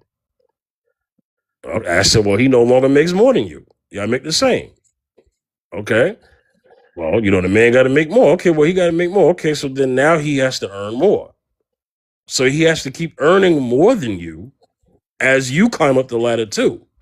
Right. Just to keep that? Like, that's the goalpost moving. That doesn't make sense to me. Yeah. Because what if now you make 200K? Okay, now he got to make 250. And my thing is this, right? My thing is this. And then because if the man can't, because it was put on that if the man can't make more, then that's his problem because it's a patriarchy, and he should be able to excel and succeed because the system was designed for him to make more money, right? When I argue patriarchy is not about all men, it's just the elites. And there are women who are included in that too. And there are women who are elite who will not give up their elite status for other women. Okay? That's the whole purpose of being elite. You know?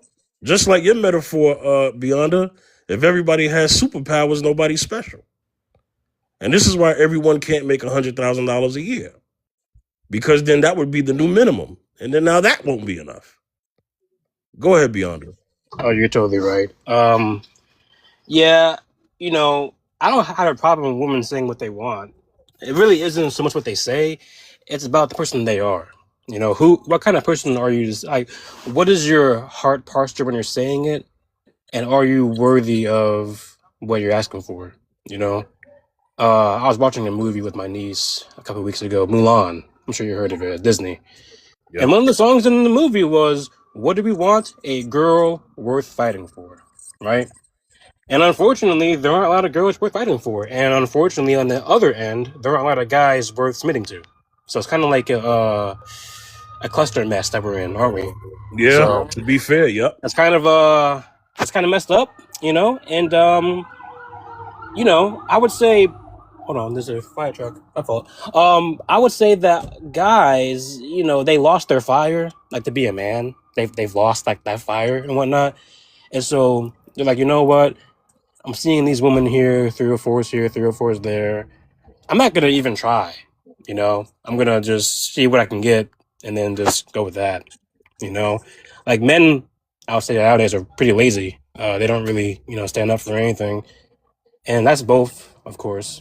And women are just they've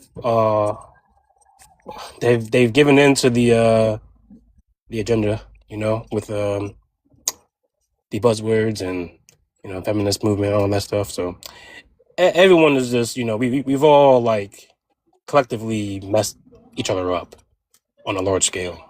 I'd say. Well said. But fifth, I would say this, right? If going back to the scenario that you spoke about, where a woman was earning a certain amount and then she came level with her man, and then now she's saying, well, now you need to earn more. How genuine of a relationship is that? Come on, like that's not even sustainable.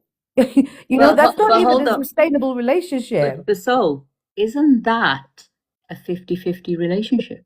Because if I'm right, that is a 50-50. I earn this, you earn this, we're going to split it. That's a 50-50. And that is, I agree with you, by the way. It's not sustainable. But when I move it to that's a 50-50 relationship, all of a sudden some light bulbs will be going, oh, but 50-50 works. But it doesn't. Can I respond to that really quick? Well, real quick, because I have to give a context that's going to help both of your responses. Trust me. The criteria that I gave before that was that his money was already taking care of everything. So if when he didn't even have $100K, so if his money was already taking care of everything, Yeah. why does he have to keep earning so much more money when you excelled? And secondly, it's because of him taking care of everything that has allowed her to move up in her status, because of the fact that she's been saving her money and now she has time to pursue other things while he's taking care of everything. And then because he's not making you moved up, right? Which, why is it just a you moving up? If we're married and the wife makes more money, that's a win for the family. Correct. And I provide a different perspective. Yeah, go ahead, Beyonda.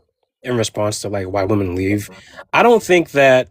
I think back then, because I'm sure back then men lost their jobs, you know, but it was really like the response of the man and like how he did it. Was he like crying about it and, you know, like nervous and like, but did he lose his frame as a man, as a leader? No, he still was able to get another job and support the family, you know, whereas men today aren't like that, you know. So if a man today loses their job and their response is like not moving with haste and enthusiasm to support the family, then women are going to take that as a turnoff and they're going to leave. That's a big difference. You know, men aren't the same nowadays. They're a lot different. So I just wanted to like provide like devil's advocate as to like why women might leave or like expect these high expectations for men or whatnot. Because then like that mean if we're going off of like that right there, assuming that I'm right, then women aren't in the wrong for leaving if like what they're seeing their man do after he loses his job isn't worthy of submitting to. You know. No, but the thing is, beyond right, the thing is, if your man loses his job, okay, and then he is like, okay, well, I've lost my job, and has no intention of going back out there to get back on his feet, then why should the woman stay? Yeah, Well, that's yeah, different. that's my That's point. the point that he's making. Oh, is that what you Yeah, were saying? But Sorry, yeah, okay. but of course. but Yeah, me, I wasn't I don't vilifying women for advocate doing for that. that I was though. just saying that Yeah. that's Oh, right. okay. Got Yeah. it. Got it. So Yeah. let me just say this as a host. I don't advocate for a man after he loses his job be a bum and giving up. I don't advocate for that. I'm talking about a man who, and I give these scenarios very perfectly because this happened on an old show of mine. That the man's had a job for let's just say for 10 years. 10 years, everyone. And in year 11, he loses his job. And it may take him a year to get another job. Or let's say he gets a job within that year. But we know how it is when you get a new job. It's like starting all over. So he doesn't have the same income he had with the new job that he had with the job that he had for 10 years. Because That's everybody different. knows when you stay on a job longer, your salary increases. Now, when you get a new job, if it doesn't pay what the old job paid, you got to start all over.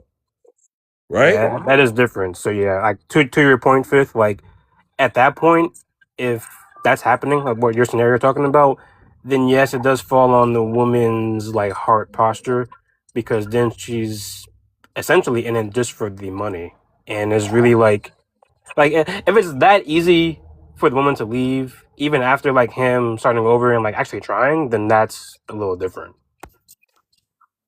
Yeah, I agree 100%. That to I, me is like not a I, great I scenario. think that, yeah, I think the biggest thing people can learn, and I think the biggest thing we can all do is look for character.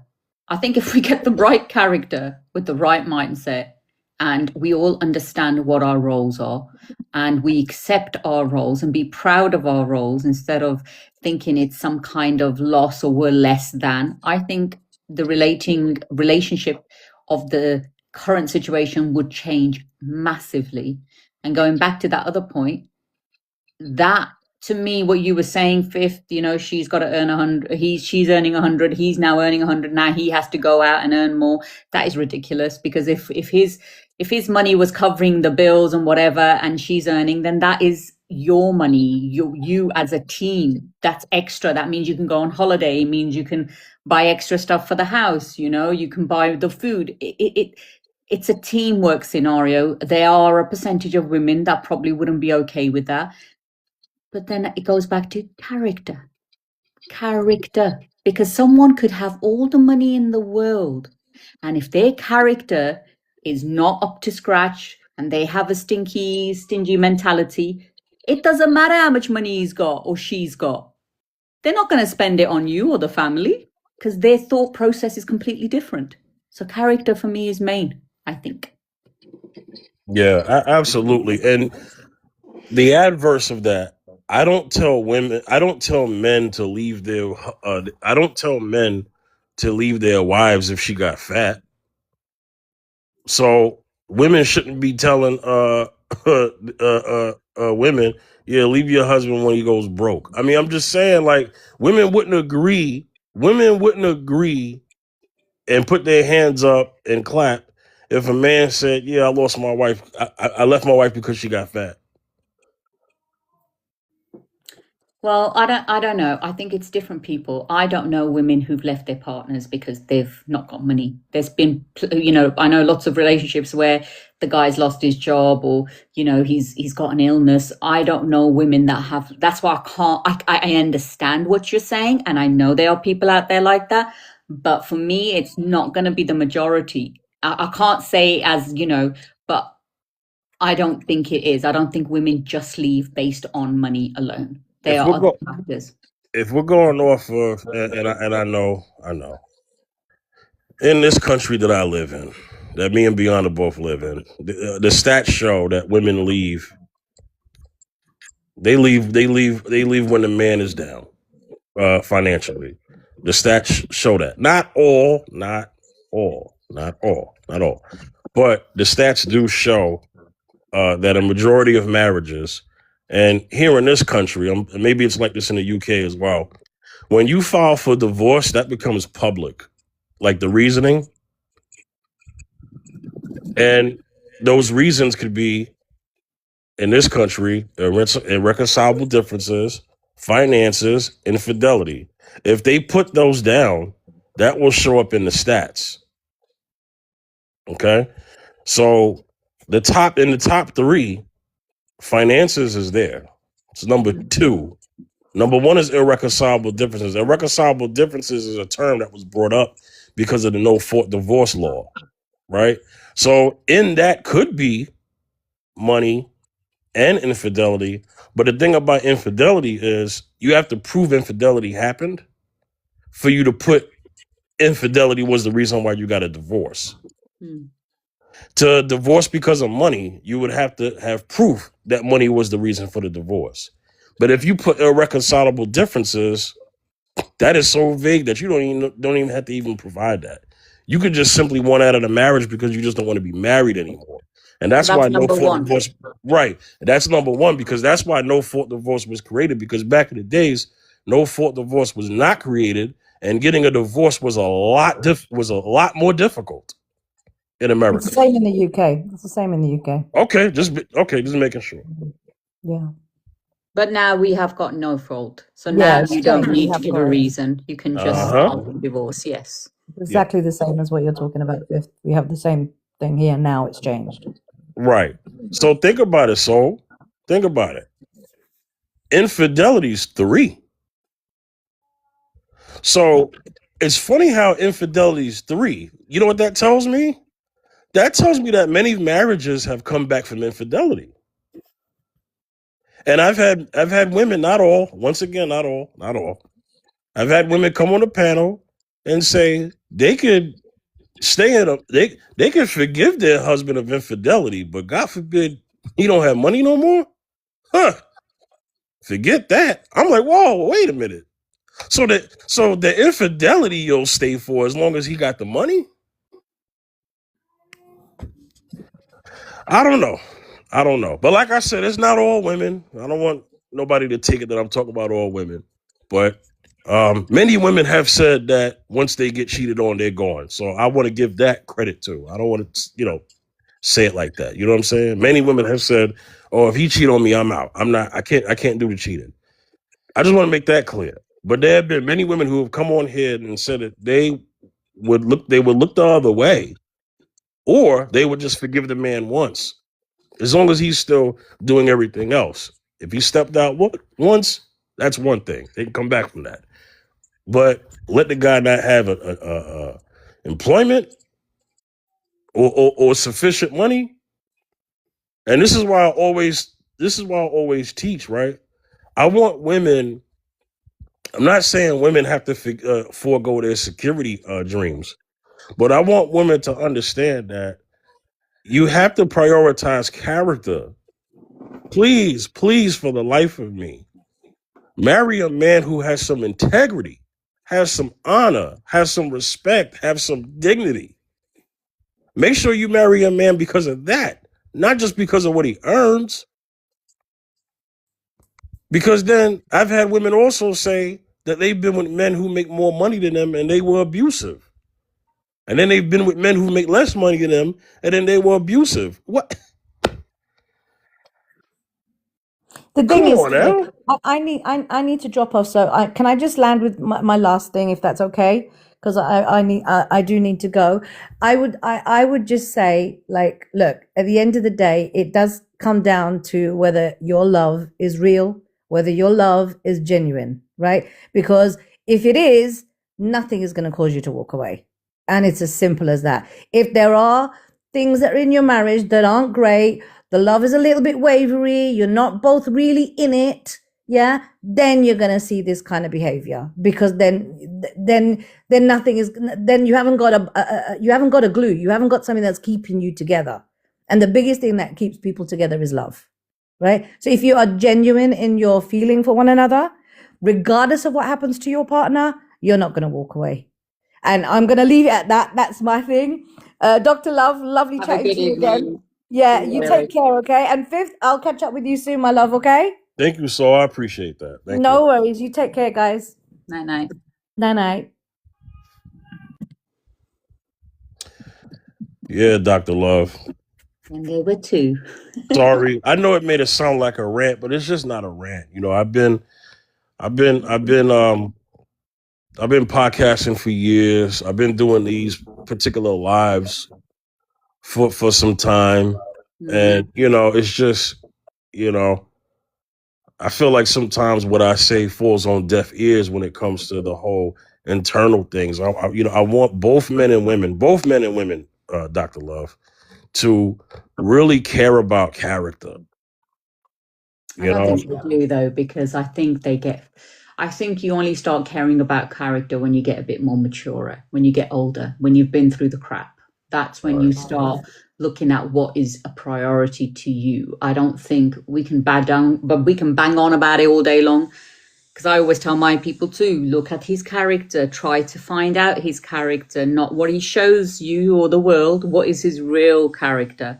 And that shows when no one's watching.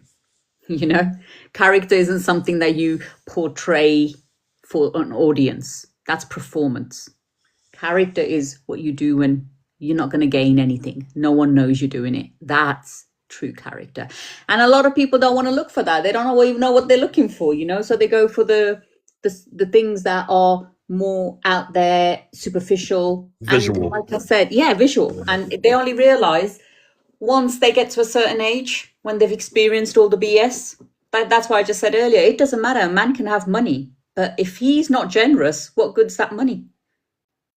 You could have someone who hasn't got that much money, but is hugely generous. I know which one I'd pick. You know, I met a woman who once told me that. She said that the most wealthiest guy that she'd been with did not do what she thought she was seeking for him to do. So, for instance, right? He made her took her on nice dinners, but as far as like all the like stuff that she saw on TV, the shopping sprees and all that, he didn't do none of that. Nothing. Her next man that she gets with earns way more or less than him, but still more than her. He did way more for her than the wealthier guy, right? And it's also in the treatment. He ended up just being a better guy for her overall because of how he respected her. Yeah, his character. Right. Correct. Right. That's what I'm saying. That's the difference. It's not about, same with women. You have to look at her character. You do. If she's a floozy or she's already, a certain way, and you see that, not by what she says, but by what she does as well, and you see that she's that way inclined, then you've got a pretty good idea what it's going to be like further down the line. Yeah. So it is that. Dr. Love, good point, because I knew a guy who was with a woman. She gave him all the intercourse he wanted, right? Right? But he didn't marry her. You know why he didn't marry her? Why? Because she had a really bad attitude. And he stayed in that situation because he was getting the pleasure, the physical pleasure, right? But she wasn't wifey. But she wasn't white. He said he couldn't take it anymore. He said he married the woman who was a more kinder and sweeter woman. That's who he ended up marrying. But the woman who gave him all the intercourse gave him attitude. Now, if she wouldn't have had that attitude, he probably would have married her. Yeah. And he admitted that it was because of the way she looked and her attitude. Oh, hold on, let me say it this way. He compromised for the intercourse that he got because of the fact that well, she looked good. Yeah, she got an attitude, but she gives me all the intercourse I want. You know what I'm saying? But it got to a point where it just he was done. He was done. So he, you know, But we know this, though. I think yeah, most yeah, women know this. Men don't marry the woman that they fall in love with, or women they desire. They marry women who are homekeepers, homemakers. We know right, that. They want someone who's going to make their home. They're not going to get all of their boxes ticked, but they're yeah, going to go for the one that's going to nurture the home and nurture their children. That's who men marry. yeah, So that's what I was saying earlier. That's no different to a woman marrying someone who's going to be financially secure, right. because that's her peace of mind. His peace of Mhm. mind is she's going to be a home carer. She's going to look after my children well. She'll be a good mother. Yeah, She's looking at him like he's going to be a good father for our children because he's going to be able to provide.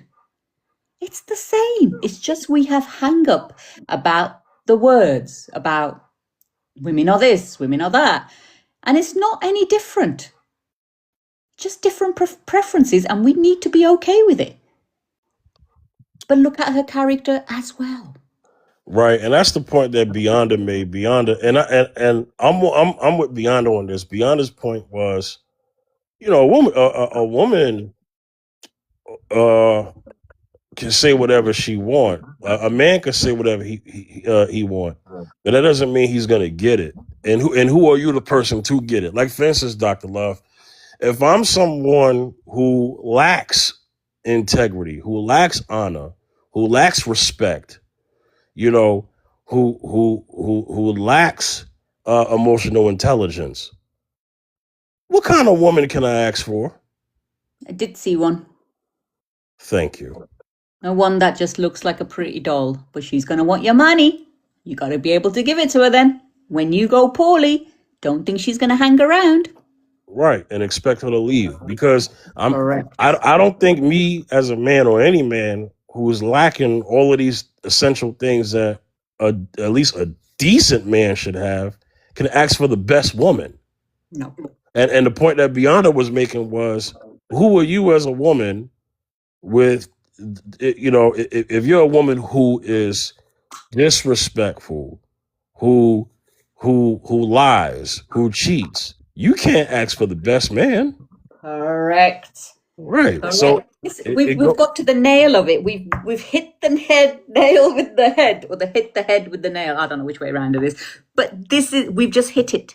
Fifth. Yeah. This is it. Yep. If you are a man who doesn't have those qualities, you cannot expect anything better. You're going to get a ditzy Barbie doll.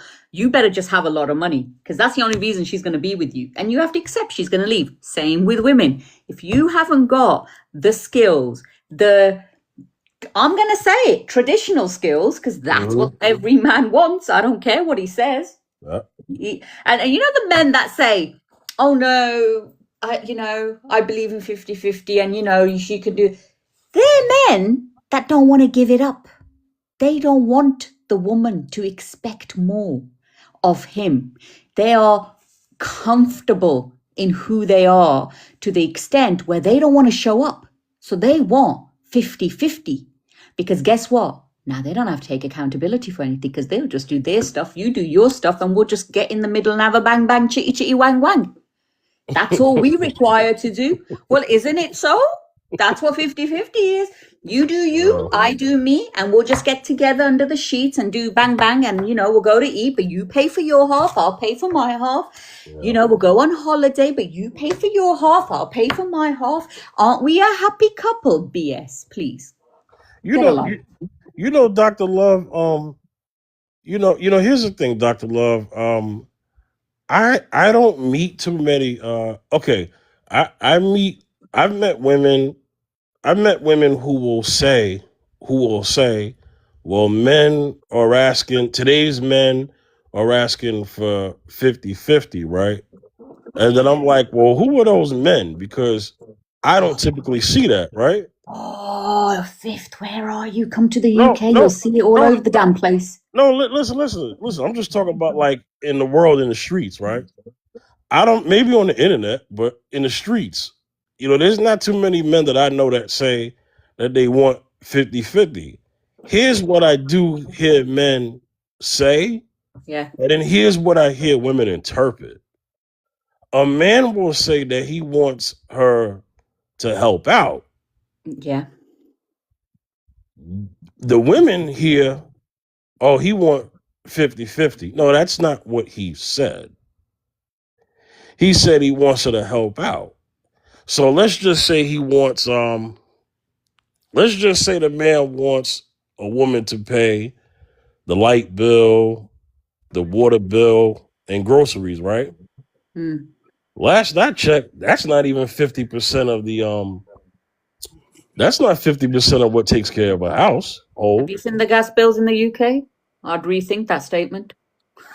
It's gone up Hey, by 75%. hey, well, you know, if you gotta, if you depending on the price of the I think I'd rent. rather pay the mortgage. You pay everything else. I'm taking the bet. I'll pay the mortgage. You pay everything else. Have you seen the cost of food nowadays? Yeah, Damn. we know the cost of food, right? But it's just like what I'm saying is I they'll hear you. ask, yeah, you know, they'll ask I for hear a you. contribution, but But you that's know not what it 50. is? Do you know what it is, Fifth? It's Yeah, go how ahead. you ask it. It's, you know what? I'm going to be straight.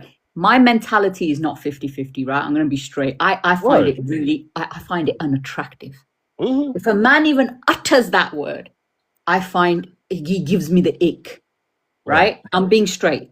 So for me, I am a traditionalist. That's how I am. You give me a man, if he's going to take me somewhere and buy me a home and we're going to live in it, I will look after him. Uh-huh. He will never have to wake up and worry about anything.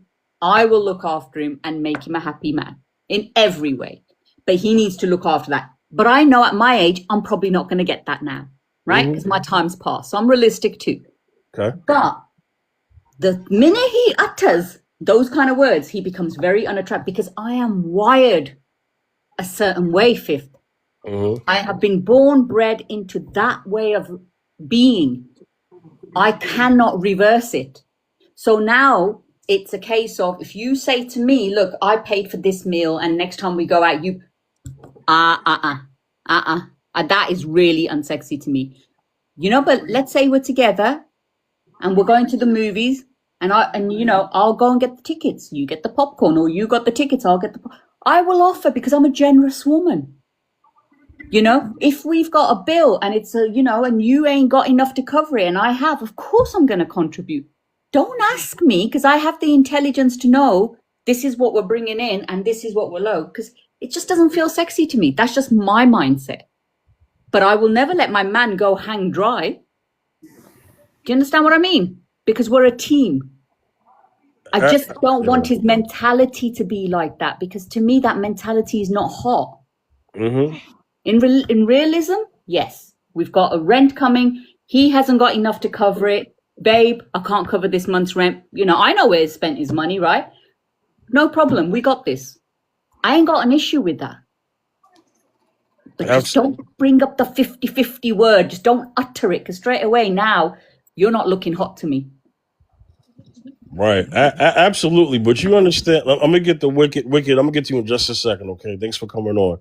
But, you know, but Dr. Love, but you get my point, right? Is that for the men that are not asking that, even if they're, like I said, asking for the small contribution that you're talking about, what I'm saying is that once it gets to their ears, they hear 50-50, although that's not what he said, but they hear 50-50.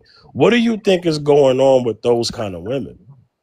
I think it's that maybe there's a bit of they've got my disease, maybe because we're wired a certain way. And, you know, from the generation I come from, I'm not new school, I'm old school. So for us, we feel it's a little bit unmanly. You know, I think it could be that. It could be that maybe the way he said it, you know, because us women, we want you to look after us. That's it, period. And we'll look after you, period. You know, we work with each other. We're a team.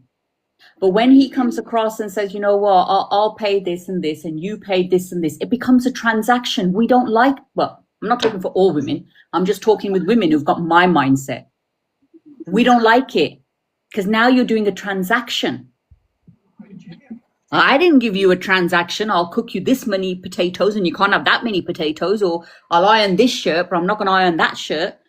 You know, I didn't make no transaction. I just took care of business. You take care of business. If you're struggling and we got issues and we got a problem, then yeah, okay, that's fair. But when you ask, like if I was moving in with someone and, you know, he's taking care of the rent and whatever, of course I'd get the food. You know, I'd get the food, maybe any outings we did, you know. But, you know, my back in the day expectation would be you take care of the bills, you take care of the rent, I'll take care of the other stuff. Like maybe if we go on holidays or if we go out or if I need to get the shopping in or if I need to get the things for the kids, I'll do that part. You see, that to me is without you having to say, you take care of that, because I already know you've got so much pressure on your head. I'm not going to put more on it. Does that make sense? Yeah, I mean, yeah. So this is how you're answering it, right? Wiki, give me 1 second. I'm sorry. This is how you answer it. So you're answering in this way. You're answering in this way that you like you're married. You're about to get married, because I think finances should be discussed before you get married, right? There has to be a stage where he basically says, this is what I pay to pay every bill in here. Yeah. Right? Okay. Because obviously I'm talking about get with a man who's already taking care of himself. Right? But once you come in that household, you are what? Another mouth to feed. Right? Let's just be honest. Yes. Right? You become another bill essentially. Yeah. Right? Yeah. So then the man says, hey, I could do everything, even with you here. But the way my money is, if we still want to go on date nights, I need you to pay for the cable bill, the water bill, and the electric bill, and groceries. That's all you got to pay, right? Because that's all you got to pay. I pay all the big bills because I'll take care of that. I'm the man. I'll take care of all the big bills. What's the big bill? You've only got the mortgage to pay. If I'm paying everything else, what you got to pay? What's the big bill? Yeah, your house, your mortgage, or is the house in both our names? The big bill is the mortgage. There's car insurance. What, yours and mine? Yeah, because when you get married, I'm hoping that you guys get on the same car insurance. You get multi-car, right? Okay. When you get married, you become under his health insurance, or whoever has the best health insurance. So that's more money coming out of his paycheck now because he added you. Okay. So whatever you combine is what you combine, and he takes that on. He's just asking for you to pay the cable bill. He might ask you to pay for the phone bill, or maybe not. I don't know. But I'm just naming utilities as an example. Yeah, but if it becomes 50-50, I'm out. Well, once again, and you kind of falling in what I just said. Yeah. He's not asking for 50-50, but you keep going to it. But it might equate to that because I'm in my head calculating, right? Cable bill, food shop. I'm adding all these up, right? I'm thinking that's no more than what you're paying, dude, and that's not even my house. Well, I don't know $1,000 cable bill. I need help with that one.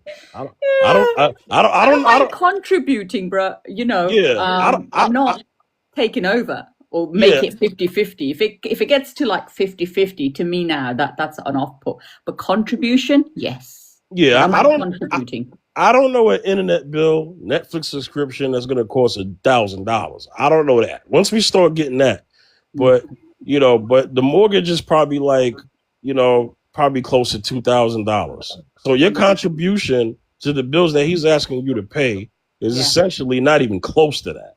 So what I'm saying is just the fact that if a man is asking for that a small percentage, which is probably about a good 10 to 50% of the household, that's still not 50-50, but women will hear 50-50 once he asks that. But he's showing you an Excel. He's showing you an Excel spreadsheet, PowerPoint slides. He's showing you everything. You see it. You see what. So it's not 50-50, but it gets interpreted as, oh, he wants me to go half. That's not half. Yeah. It's like going to a restaurant and you pay the tip. That ain't half. No, that's fair. Thank you. That's fair. All right, Wicked. How you doing, Wicked? Doing good. Hey, the topic today, we were talking about a lot of things, but the topic today is, can love be traditional without traditional roles? You have the floor. Okay. Well, I don't know if you know, but I recently got married. Finally. Congratulations, Wicked. Congratulations. Congratulations. Yep, April 26th. Anyways, okay. So, describe traditional love.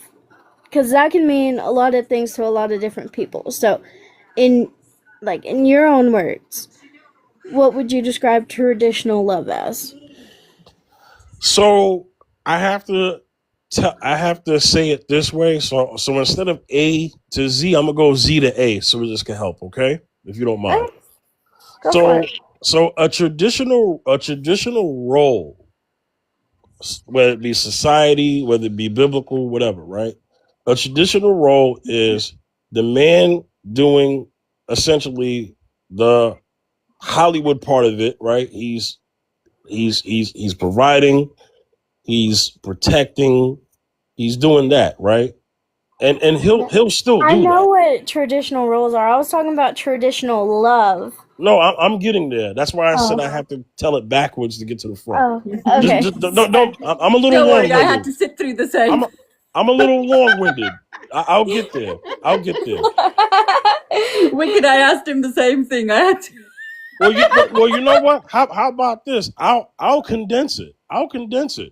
So Okay. so typically they'll say, hey, you know, a man has to make more than his woman, right? Yeah. Right. So could there still be the love part there if the man doesn't make more, or whatever, or let's just say the woman is the one who's making more, right? Because I'm trying not to make it just a money thing, but just all the traditional roles that they say men and women are. Let's just say that those traditional roles are not there between the man and the woman in those conditions that it took for you to have that love for that person. Could that love still be there without those things? I mean, I feel like it could, you know, because it's like you didn't fall in love with them for the money, and as long as you are like okay with being the provider, I feel like that traditional love could still be there, you know? Right. But it's not gonna be like, but you have to be very careful with it because there's a lot of people who will be like, well, I do this, and this for you, and you only do da, da, and da. You have to be very careful with it because it can lead to resentment, and this is what I do, this is what you do. And that's going both ways, you know? I've seen women do it, I've seen men do it.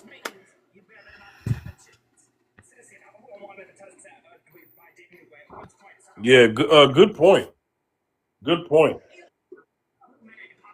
So, one of my friends came up here, Beyonda. I don't know if you're familiar with him, but he comes on here very often, right?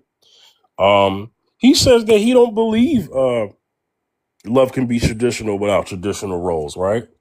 And it's not that I agree or disagree with his statement, but I get what he's saying because so many of us are wired and crafted in this way of what ideally we think a marriage is going to be. And that is ingrained in our heads so toughly that it doesn't allow us to have that, you know, idea of nuance and many different ways how this could work, you know? And you brought up the resentment part.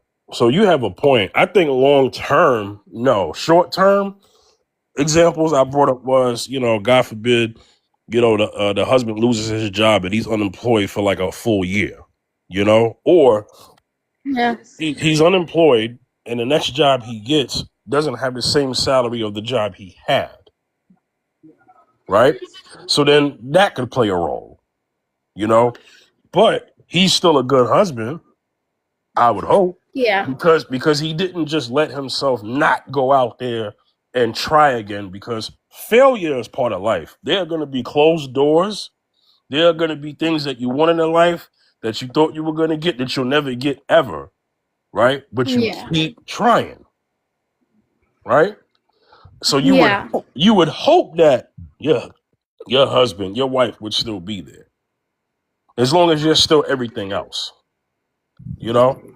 Yeah. I don't think you stay once a man loses his job and then now he's mean and disrespectful. That's not what I mean, right? I don't mean that. I mean he's still an honorable, respectful man, and has integrity and still has a drive, right? He's still gonna go out there and make sure his family is taken together, even if he got to work 2 jobs, right? Okay. Yeah. So I look at that very different from the man who doesn't want to put in effort no more. Let's go to the wife, right? I mentioned I mentioned, what if the wife doesn't now want to have intercourse anymore? Okay, well we got to figure out why she doesn't want to. If it's medical, it's medical. But if it's not medical, what's the problem? These are discussions that are going to have to take place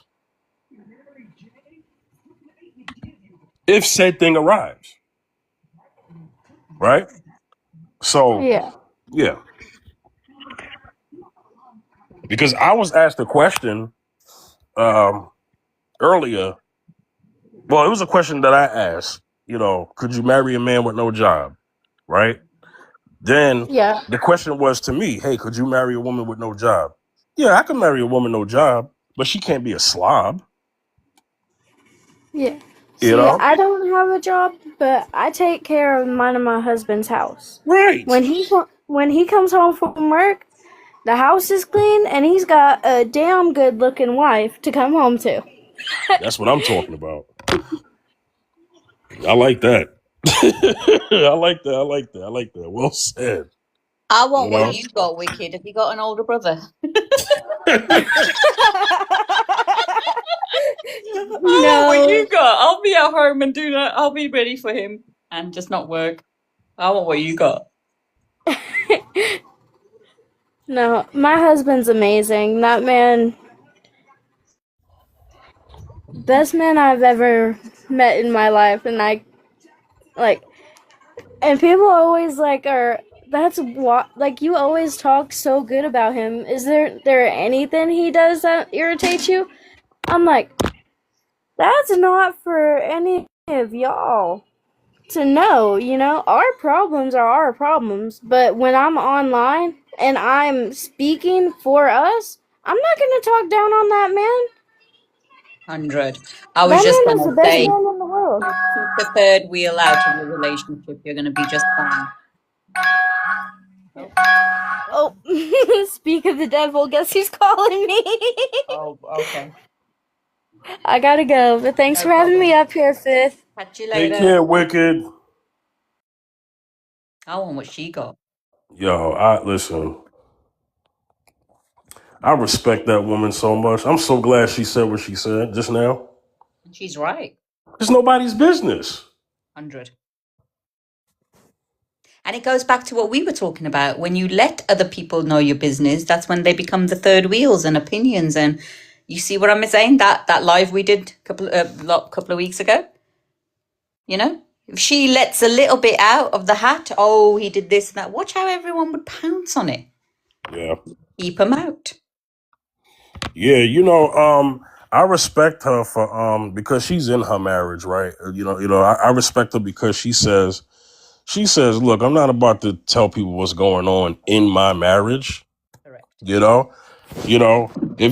you're divorced, that's one thing. I'm not talking about that. I'm just talking about in your marriage. You are in your marriage. 100. That stuff is nobody's business, 100.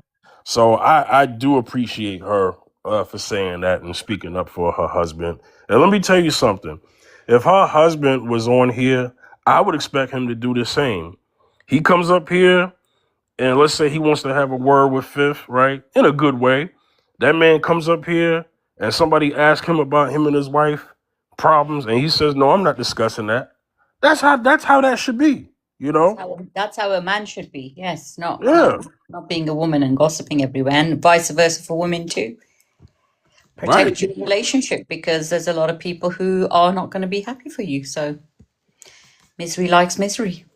Yeah, so I appreciate her coming up here talking so well about her husband, and she's a blessed woman, he's a blessed man, and I love hearing that. I do. I love, and you know what? My you if she would have said this on another channel, she probably would have had a few haters, sadly, that would say something, you know. But on my channel, nah, we welcome that.